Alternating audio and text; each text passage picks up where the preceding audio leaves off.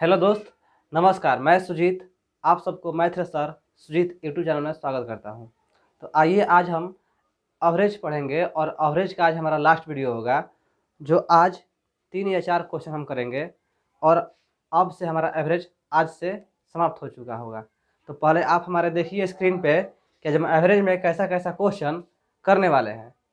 तो आपको स्क्रीन पर क्वेश्चन दिखाई दे रहा होगा, और आप अगर हमारे टेलीग्राम ग्रुप से नहीं जुड़े हैं तो नीचे डिस्क्रिप्शन में टेलीग्राम ग्रुप का लिंक दिया हुआ है, आप जुड़ सकते हैं और उसमें किसी भी प्रकार का मैथ का क्वेश्चन भेज सकते हैं, उसका सलूशन मिल जाएगा। ठीक है दोस्त, तो चलिए हम शुरू करते हैं। Question number 27। क्वेश्चन नंबर 27 में बोला है कि ए तथा बी का औसत 36 है और बी तथा सी का औसत 42 है, तो सी तथा ए के बीच कितना अंतर है। देखिए दोस्त, बोला है कि ए तथा बी का औसत 36 है। ए तथा बी का औसत 36 है। ए तथा बी का औसत 36 है। तो भाई 36 कब होगा? जब ए और बी का औसत, औसत मतलब इन दोनों संख्या को जोड़कर और 2 से भाग देंगे तो ही ना औसत होता है। ठीक है दोस्त, इसको या तो हम इस तरह से लिखेंगे या हम ऐसे कर रहे थे कि ए प्लस बी का औसत 36 है। तो अगर पूरा निकालेंगे तो ए प्लस बी का कुल अंक कितना हो जाएगा? तो 36 दूनी के 72, इस तरह से। तो ये हमारा पहले हम इस तरह से बना रहे थे, लेकिन अब देखिए ए प्लस बी बराबर क्या हो जाएगा? तो 36 गुने 2 यानी कि 72 हो जाएगा। ठीक है दोस्त, ए प्लस बी बराबर ये 2 इधर जाएगा तो गुने में होगा ना, तो 36 दूनी के 72। ठीक है भाई। अब बोला कि बी तथा सी का औसत। अब बताइए दोस्त, बी प्लस सी का औसत, बी प्लस सी का औसत दिया है 42। बी प्लस सी बटा 2 मतलब बी प्लस सी का औसत हो गया। अगर हम 2 को स्प्लिट करते हैं तो क्या हो जाएगा हमारा? 2 के यहाँ से रफ करेंगे तो 42 दूनी के 84। यानी कि देखिए A plus B equal to 72 और B plus C equal to 84। तो बोला है कि सी तथा ए के बीच कितना अंतर है, यानी कि सी माइनस ए का मान निकालना है। तो सी माइनस ए किस तरह से होगा? अगर हम 2 में से समीकरण 1 को हटाएंगे, अगर बी प्लस, देखिए इसको मान लेते हैं 1 और इसको मान लेते हैं 2। अगर समीकरण 2 में से हम 1 को हटाएंगे तो सी माइनस ए हो जाएगा ना। देखिए किस तरह से, बी प्लस सी ये समीकरण 2 हो गया। चलिए, बी प्लस सी ये समीकरण 2 हो गया, माइनस इसको अगर हटाएंगे तो माइनस ए माइनस बी होगा दोस्त। बी प्लस सी माइनस माइनस ए और फिर माइनस माइनस माइनस बी हो जाएगा। अब बराबर 84 में से 72 करेंगे। ठीक है दोस्त, ठीक है यहाँ तक। 4 में से 2 गया 2 और 8 में से 7 गया 1। यहाँ से देखिए बी से बी कैंसिल हो जाएगा और यहाँ से सी माइनस ए इक्वल टू हमारा निकल के आ जाएगा 12।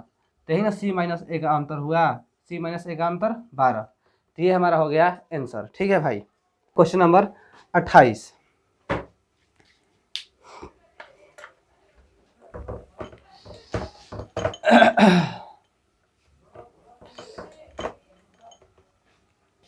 क्वेश्चन 28 में बोला है कि 3 संख्या 1, 2, 3 के अनुपात में है। यदि दूसरी और तीसरी संख्याओं का औसत 45 हो तो पहली और दूसरी संख्याओं का औसत पूछ रहा है। देखिए 3 संख्या दिया हुआ है, 1:2:3 दिया है, 1:2:3 दिया हुआ है। ठीक है दोस्त, बोला कि इसमें से दूसरी और तीसरी संख्या का औसत 45 है। यानी कि चलिए हम इसको x मान लेते हैं। इसको x मानेंगे तो ये क्या हो जाएगा? 2x हो जाएगा और ये हमारा 3x हो जाएगा। ठीक है, बोला कि दूसरी और तीसरी संख्या का औसत 45 दिया हुआ है। दूसरी और तीसरी संख्या का औसत 45, यानी कि 2x प्लस 3x बटा में 2, यही ना होगा दूसरी प्लस तीसरी का औसत है। औसत मतलब जो संख्या होता है उसे भाग देते हैं, तो एक संख्या 2 संख्या हो गया और ये दोनों का दे दिया है कि 45 है। यानी कि 5x बराबर 2 3 5x बराबर 2 इधर जाएगा तो 90 हो जाएगा ना। यानी कि x इक्वल टू हमारा हो जाएगा यहाँ पर 18। 5 से 90 मत में 18 मतलब कटेगा, यानी कि x इक्वल टू हो जाएगा 18। x इक्वल टू जब 18 हो गया दोस्त, तो यानी कि ई जो है हमारा 18 हो गया और ई जो हो गया 2 गुने x यानी कि 36 हो गया, और ई जो है हमारा 3 गुने x यानी कि 54 हो गया। ये संख्या एक जो है 18 हो गया, ये 36 हो गया, ये 54 हो गया। तो बोला कि पहली और दूसरी संख्या का औसत कितना होगा? पहली और दूसरी संख्या का औसत, तो पहली संख्या 18 है और दूसरी संख्या 36 है, यानी कि 18 प्लस 36 का औसत पूछ रहा है। यानी कि 2 से हम भाग कर देंगे ना भाई, 2 से भाग कर देंगे और जब 18 36 को जोड़ेंगे तो हमारा हो जाएगा 54 भागा 2, इसको कटाएंगे तो हो जाएगा 27। यानी कि पहली और दूसरी संख्या का औसत जो हो जाएगा 27 हो जाएगा। पहली और दूसरी संख्या का औसत 27 हो जाएगा। ठीक है भाई, तो आइए दोस्त, अब हम क्वेश्चन नंबर 29 करते हैं। देखिए क्वेश्चन नंबर 29 में क्या बोला है कि दो छात्र हैं, ए और बी के प्राप्त अंकों का अनुपात 7:5 है। यदि उनके प्राप्त अंकों के योग 240 है और उनके प्राप्त अंकों के प्रतिशत का औसत 60 है, तो परीक्षा के पूर्णांक कितने हैं। ठीक है भाई, देखिए ये क्वेश्चन जो है ये थोड़ा सा लेंदी है, लेकिन आप आराम से देखिएगा, समझ में आ जाएगा आपको। बोला कि दो छात्र हैं और उनके प्राप्तांकों का अनुपात 7:5 है। ये ए है और ये बी है। एगो के 7 अंक आया, एगो 5, यानी कि 7:5 में आया। और इन दोनों का जो अनुपात है योग है, अनुपात का उनके प्राप्तांकों का योग जो है 240 है, यानी कि 7 + 5 12 का मान दे दिया है 240। यानी कि दोस्त 12 जो दिया है 240 दे दिया है। ठीक है, 12 जो दे दिया है 240। यहाँ पर प्राप्तांकों का योग कितना होगा, 7 × 5 = 12 होगा ना। तो 12 का मान 240 दे दिया है, तो यहाँ से 7 का मान क्या होगा, तो 240 भागा 12 × 7, यानी कि 12 से 2 मर्त में कटेगा, 20 × 7 = 14, 140 हो जाएगा। यानी ई जो हो जाएगा 140 हो जाएगा। तो इसका कितना हो जाएगा, कुल 240 दे दिया है तो 140 इसका हो गया, तो इसका अपने आप निकल जाएगा 100 हो जाएगा। ठीक है दोस्त, यानी कि ए जो है 140 अंक प्राप्त करता है और बी जो है 100 अंक प्राप्त करता है। बी 100 अंक कैसे प्राप्त किया, अगर ए 140 प्राप्त कर लिए तो बी क्या हो जाएगा, 240 में से 140 हटा देंगे तो 100 हमारा हो जाएगा। तो बी जो है 100 अंक प्राप्त किया और ए जो है 140 अंक प्राप्त किया। लेकिन दोस्त, इन दोनों का जो प्रतिशत का औसत बोला है, प्रतिशत का औसत 60% है, 60 दिया है, प्रतिशत का औसत पूछा है। ये तो अंक हो गया ना। अगर बोलता कि अंकों का औसत क्या होता तो 140 + 100 भागा 2 कर देते, यानी कि 140 + 100 भागा 2 करते तो हमारा हो जाता 120 हो जाता।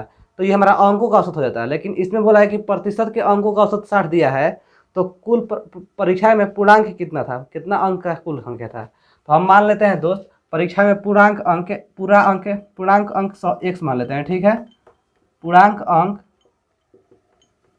x मान लेते हैं, पूर्णांक अंक x मान लेते हैं, मतलब कि x अंक की परीक्षा थी और उसमें a जो है 140 अंक लाया है और b जो है 100 अंक लाया है। लेकिन दोस्त बोला है कि इसका औसत बोला है कि 60 है। तो देखो दोस्त, 140 है अंक लाया है, लेकिन कितना में से, तो वहीं तो कितने में से, तो पूर्णांक हम x माने है ना, कितना में से, तो x अंक में से। तो कितना इसका प्रतिशत हो जाएगा, तो 100 से हम क्या कर देंगे, गुणा कर देंगे, तो ये हमारा हो जाएगा a का प्रतिशत अंक। ठीक है, a का प्रतिशत अंक। अब दोस्त फिर अगर हमको b का निकालना होगा, तो क्या करेंगे, 140 नहीं, b का देखिए 100 आया है, तो 100 कितना में से लाया है, 100 तो x अंक में से 100 लाया है, और प्रतिशत निकालने के लिए 100 से गुना करते हैं। ठीक है भाई, यहाँ तक आपको दिक्कत हो गया, दिक्कत नहीं। तो ये हमारा हो गया a का प्रतिशत अंक और ये हमारा हो गया b का प्रतिशत अंक। ठीक है दोस्त, ये हमारा a का प्रतिशत अंक हो गया और ये हमारा हो गया b का प्रतिशत अंक।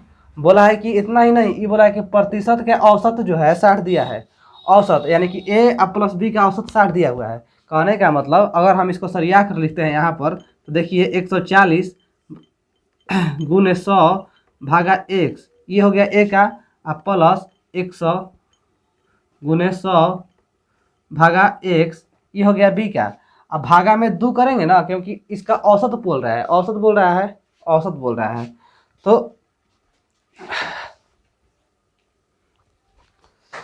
तो यहाँ पर भाई औसत बोल रहा है, तो भागा में 2 करेंगे और भागा में 2 कर दिए, यानी कि a का प्रतिशत प्लस b का प्रतिशत का औसत है कितना हो गया है, 60 हो गया है, 60 हो गया है। ठीक है दोस्त, यहाँ तक आप लोगों को दिक्कत नहीं होना चाहिए। अब यहीं का मान दे दिया है, तो हमको यहाँ से पूरा अंक पूछा है, तो x का मान निकाल लेंगे, हमारा हो जाएगा आंसर। चलिए हम यहाँ से इसको रफ करते हैं। तो देखिए, अगर हम 2 को यहाँ करेंगे तो 120 हो जाएगा, डायरेक्ट लिख रहे हैं यहाँ पर 120 120। ठीक है भाई, 120। और यहाँ से अगर हम x निकालेंगे, ये जो x होगा बटा पर लगभग तुम निकालेंगे तो x होगा ना, ये वाला x क्या हो जाएगा, यहाँ पर x चला जाएगा 120x।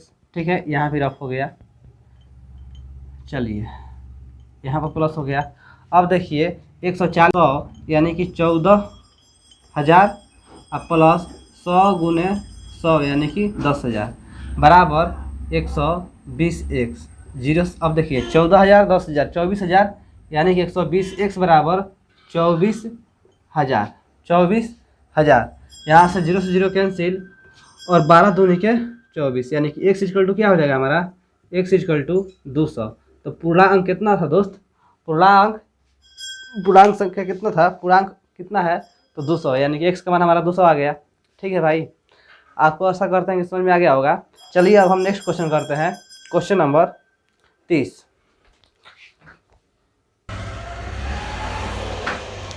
क्वेश्चन नंबर 30 हम करेंगे। देखिए क्वेश्चन नंबर 25 और 30 एक ही है, ठीक है। हम नहीं भी कराते तो आपका 25 नंबर क्वेश्चन जो था वो 30 ही क्वेश्चन था। हम 25 नंबर क्वेश्चन करा चुके हैं, लेकिन जब आ गया है तो देख लीजिए एक बार फिर से। 5 वर्ष पहले 4 लड़कियों की औसत आयु 7 वर्ष थी। एक नई लड़की के शामिल होने पर वर्तमान आयु औसत 13 वर्ष हो जाती है। तो नई लड़की का वर्तमान औसत क्या है, तो देखिए वर्तमान आयु क्या है। तो 5 वर्ष पहले 4 लड़कियों की औसत आयु 7 वर्ष थी।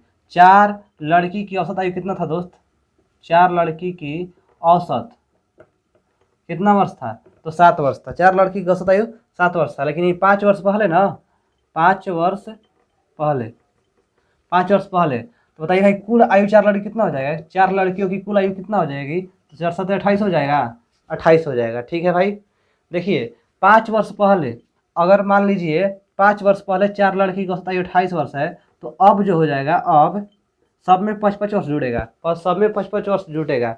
तो कैसे जुटेगा, देखिए मान लीजिए मेरा 5 साल पहले उम्र 20 साल था, अब हो गया 25 साल। 5 साल पहले उम्र मेरा 20 साल था, अब हो गया 25 साल। मेरा भाई का भी उम्र मान लीजिए 5 साल पहले 20 साल था, अब हो गया उसका भी 25 साल। अब हो जाएगा ना 25 साल 5 साल पहले, यानी कि यहाँ पर दो गो में 5 से 5 दूनी के 2, 5 साल पहले यहाँ पर 2 था, तो 5 गुने 2 की, यानी कि 5 दूनी 10 यहाँ पर जुड़ा ना, यहाँ पर देखिए 40 हो गया, और यहाँ पर 50 हो गया, यानी कि इसमें 10 जुड़ा तब जाकर 50 हो गया। यानी कि हम यहाँ क्या किए, 5 से 2 को गुना किए। तो उसी तरह से यहाँ पर हम क्या करेंगे, 4 गो है, 4 गो में 55 जुटेगा, 4 गो में 55 जुटेगा, यानी कि वर्तमान आयु हम निकालेंगे, तो 5 गुने 4 यानी कि 20 हो जाएगा ना। तो यानी कि देखिए दोस्त 28 प्लस 5 के 20, 5 के 20, पता चला 20 कहाँ से आया, क्योंकि इसमें चारों में 5 वर्ष और जुड़ा है, एगो में 5 वर्ष, एगो में 5 वर्ष, एगो में 5 वर्ष, एगो में 5 वर्ष, चारों में 20 वर्ष हो जाएगा, यानी कि 28 प्लस 20 हो जाएगा। तो 28 प्लस 20 कितना हो जाएगा दोस्त, तो 48 हो जाएगा। यानी कि अब जो हो जाएगा हमारा 4 लड़कियों की औसत आयु वर्तमान में 48 साल हो जाएगा। अब बोला कि एक लड़की और आ जाने से औसत आयु 13 वर्ष हो जाती है। तो जब एक लड़की और आती है तो 5 जो हो जाती है, तो इसका औसत आयु कितना हो जा रहा है, 13 हो जा रहा है, यानी कि 5 गुने 13 यानी कि 65 हो जाएगा ना। 13 5 65, यानी कुल आयु 5 लड़कियों की कितना हो जाएगा, 65 वर्ष हो जाएगा। अब बोला कि इसमें से जो 5वीं लड़की आ रही है उसका वर्तमान आयु क्या होगा। तो 4 लड़की का दोस्त 48 साल है, और 5 लड़की का कुल आयु 65 साल है, तो एक का नहीं निकल जाएगा। अगर हम इसको इसमें से घटा देंगे तो नहीं हो जाएगा हमारा आंसर। तो 15 में से 8 गया 7, और 5 में से 4 गया 1, यानी कि 17 साल जो हो जाएगा हमारा 5वीं लड़की की वर्तमान आयु है, 5वीं लड़की की वर्तमान आयु है। तो ठीक है दोस्त, हमारा थोड़ा सा तबीयत डाउन चल रहा है, इसलिए बस हम इतना ही रहने देते हैं, और क्वेश्चन हमारा एवरेज खत्म हो गया। अब हम नेक्स्ट क्लास में अगला सेशन स्टार्ट करेंगे, ठीक है, बताएंगे कौन सा हम क्लास स्टार्ट करेंगे। ठीक है दोस्त, चलिए, थैंक यू।